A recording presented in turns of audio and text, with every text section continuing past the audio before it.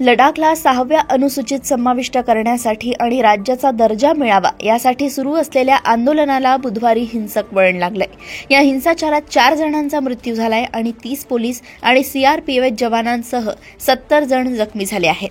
दरम्यान आता सोनम वांगचुक यांच्या विरोधात सीबीआयने तपास सुरू केला असल्याची माहिती समोर आली आहे।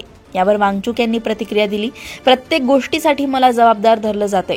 हिंसाचारानंतर दुसऱ्याच दिवशी गृह मंत्रालयाने एक प्रेस रिलीज जारी केली।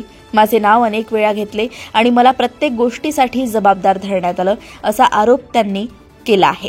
यात माझी चूक नसल्याचंही त्यांनी सांगितलंय। गेल्या निवडणुकीदरम्यान दिलेल्या अपूर्ण आश्वासनांविरुद्ध लडाखचे लोक अजूनही निदर्शने करतायत। त्यावेळी लडाखला 6व्या अनुसूचित समाविष्ट करण्याचे आश्वासन देण्यात आले होते। आता लोकही तेच मागतायत। सरकारने ती मागणी पूर्ण करावी अशी या लोकांना इच्छा आहे, असेही सोनम वांगचुक म्हणाले। मला 1.5 महिन्यांपूर्वी कळवण्यात आलं होतं की माझ्यावर देशद्रोहाचा खटला चालवला जाईल।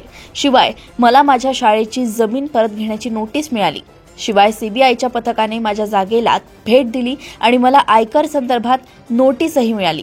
माझ्या संस्थेला 2022 ते 24 दरम्यान परदेशी निधी मिळाला का अशी विचारणा करणारी नोटीस मला मिळाली।